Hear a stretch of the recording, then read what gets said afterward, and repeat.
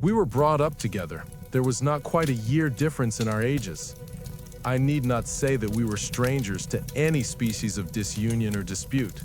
Harmony was the soul of our companionship, and the diversity and contrast that subsisted in our characters drew us nearer together.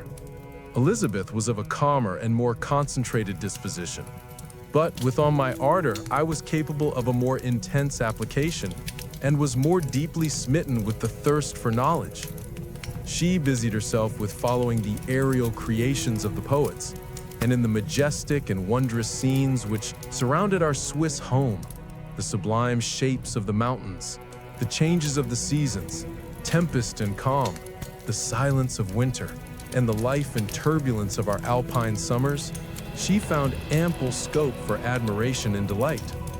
While my companion contemplated with a serious and satisfied spirit the magnificent appearances of things, I delighted in investigating their causes.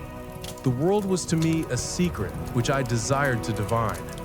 Curiosity, earnest research to learn the hidden laws of nature, gladness akin to rapture as they were unfolded to me, are among the earliest sensations I can remember.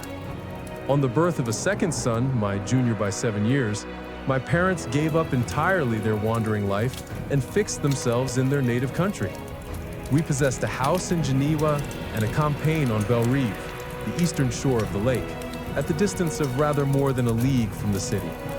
We resided principally in the latter, and the lives of my parents were passed in considerable seclusion. It was my temper to avoid a crowd and to attach myself fervently to a few. I was indifferent, therefore, to my schoolfellows in general, but I united myself in the bonds of the closest friendship to one among them. Henry Clerval was the son of a merchant of Geneva. He was a boy of singular talent and fancy. He loved enterprise, hardship, and even danger for its own sake. He was deeply read in books of chivalry and romance. He composed heroic songs and began to write many a tale of enchantment and knightly adventure.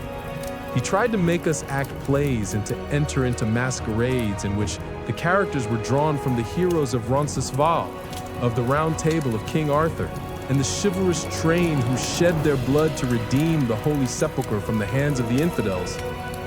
No human being could have passed a happier childhood than myself. My parents were possessed by the very spirit of kindness and indulgence. We felt that they were not the tyrants to rule our lot according to their caprice, but the agents and creators of all the many delights which we enjoyed.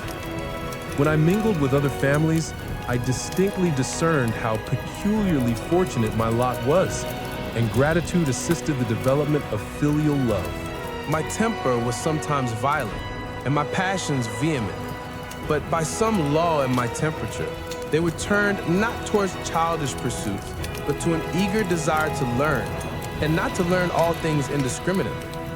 I confess that neither the structure of languages, nor the code of governments, nor the politics of various states possessed attractions for me. It was the secrets of heaven and earth that I desired to learn. And whether it was the outward substance of things, or the inner spirit of nature and the mysterious soul of man that occupied me, still my inquiries were directed to the metaphysical, or in its highest sense, the physical secrets of the world. Meanwhile, Clerval occupied himself, so to speak, with the moral relations of things. The busy stage of life, the virtues of heroes, and the actions of men were his theme, and his hope and his dream was to become one among those whose names are recorded in story as the gallant and adventurous benefactors of our species. The saintly soul of Elizabeth shone like a shrine-dedicated lamp in our peaceful home. Her sympathy was ours. Her smile, her soft voice, the sweet glance of her celestial eyes were ever there to bless and animate us. She was the living spirit of love to soften and attract. I might have become sullen in my study, rough through the order of my nature, but that she was there to subdue me to a semblance of her own gentleness. And Clerval, could aught ill entrench on the noble spirit of Clerval? Yet, he might not have been so perfectly humane, so thoughtful in his generosity, so full of kindness and tenderness amid his passion for adventurous exploit, had she not unfolded to him the real loveliness of beneficence and made the doing good the end and aim of his soaring ambition. I feel exquisite pleasure in dwelling on the recollections of childhood, before misfortune had tainted my mind and changed its bright visions of extensive usefulness into gloomy and narrow reflections upon self. Besides, in drawing the picture of my early days, I also record those events which led, by insensible steps, to my after tale of misery. For when I would account to myself for the birth of that passion, which afterwards ruled my destiny, I find it arise, like a mountain river, from ignoble and almost forgotten sources. But, swelling as it proceeded, it became the torrent which, in its course, has swept away all my hopes and joys. Natural philosophy is the genius that has regulated my fate.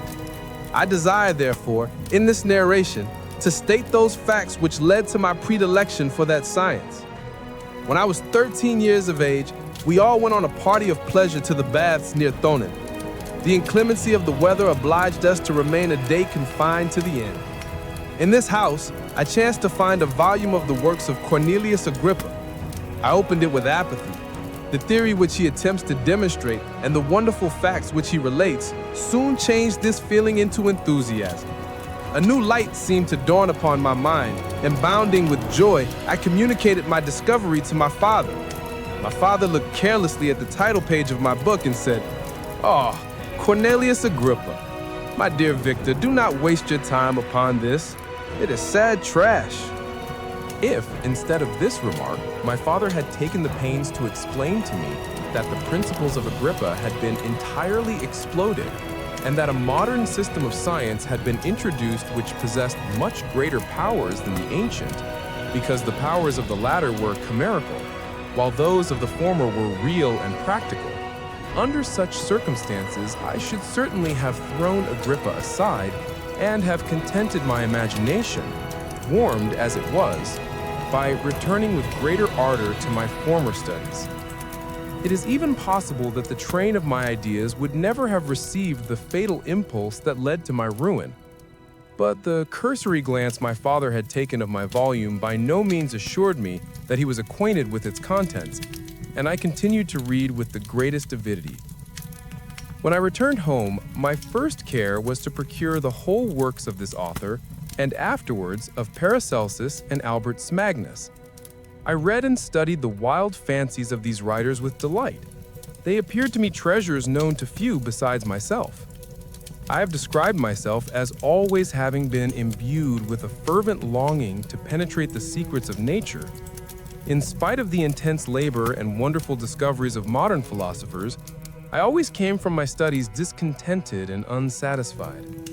Sir Isaac Newton is said to have avowed that he felt like a child picking up shells beside the great and unexplored ocean of truth. Those of his successors in each branch of natural philosophy with whom I was acquainted appeared even to my boy's apprehensions as tyros engaged in the same pursuit. The untaught peasant beheld the elements around him and was acquainted with their practical uses. The most learned philosopher knew little more. He had partially unveiled the face of nature, but her immortal lineaments were still a wonder and a mystery. He might dissect, anatomize, and give names, but not to speak of a final cause, causes in their secondary and tertiary grades were utterly unknown to him. I had gazed upon the fortifications and impediments that seemed to keep human beings from entering the citadel of nature, and rashly and ignorantly I had repined. But here were books, and here were men who had penetrated deeper and knew more. I took their word for all that they averred, and I became their disciple. It may appear strange that such should arise in the 18th century, but while I followed the routine of education in the schools of Geneva, I was, to a great degree, self-taught with regard to my favorite studies. My father was not scientific, and I was left to struggle with the child's blindness, added to a student's thirst for knowledge. Under the guidance of my new preceptors, I entered with the greatest diligence into the search of the philosopher's stone and the elixir of life. But the latter soon obtained my undivided attention. Wealth was an inferior object, But what glory would attend the discovery if I could banish disease from the human frame and render man invulnerable to any but a violent death? Nor were these my only visions. The raising of ghosts or devils was a promise liberally accorded by my favorite authors, the fulfillment of which I most eagerly sought. And if my incantations were always unsuccessful, I attributed the failure rather to my own inexperience and mistake than to a want of skill or fidelity in my instructors. And thus, for a time, I was occupied by exploded systems, mingling, like an unadept, 1,000 contradictory theories and floundering desperately in a very slough of multifarious knowledge, guided by an ardent imagination and childish reasoning, till an accident again changed the current of my ideas. When I was about 15 years old, we had retired to our house near Belle Reve when we witnessed the most violent and terrible thunderstorm. It advanced from behind the mountains of Jura, and the thunder burst at once with frightful loudness from various quarters of the heavens. I remained, while the storm lasted, watching its progress with curiosity and delight. As I stood at the door, on a sudden I beheld a stream of fire issue from an old and beautiful oak which stood about 20 yards from our house. And so soon as the dazzling light vanished, the oak had disappeared, and nothing remained but a blasted stump. When we visited it the next morning, we found the tree shattered in a singular manner. It was not splintered by the shock, but entirely reduced to thin ribbons of wood. I'd never beheld anything so utterly destroyed. Before this, I was not unacquainted with the more obvious laws of electricity. On this occasion, a man of great research in natural philosophy was with us, and excited by this catastrophe, he entered on the explanation of a theory which he had formed on the subject of electricity and galvanism, which was at once new and astonishing to me. All that he said threw greatly into the shade Cornelius Agrippa, Albertus Magnus, and Paracelsus, the lords of my imagination. But by some fatality, the overthrow of these men disinclined me to pursue my accustomed studies. It seemed to me as if nothing would or could ever be known. All that had so long engaged my attention suddenly grew despicable. By one of those caprices of the mind which we are perhaps most subject to in early youth, I at once gave up my former occupations, set down natural history and all its progeny as a deformed and abortive creation, and entertained the greatest disdain for a would-be science which could never even step within the threshold of real knowledge. In this mood of mind, I betook myself to the mathematics and the branches of study appertaining to that science as being built upon secure foundations and so worthy of my consideration. Thus strangely are our souls constructed, and by such slight ligaments are we bound to prosperity or ruin. When I look back, it seems to me as if this almost miraculous change of inclination and will was the immediate suggestion of the guardian angel of my life, the last effort made by the spirit of preservation to avert the storm that was even then hanging in the stars and ready to envelop me. Her victory was announced by an unusual tranquility and gladness of soul, which followed the relinquishing of my ancient and latterly tormenting studies. It was thus that I was to be taught to associate evil with their prosecution, happiness with their disregard. It was a strong effort of the spirit of good, but it was ineffectual. Destiny was too potent, and her immutable laws had decreed my utter and terrible destruction.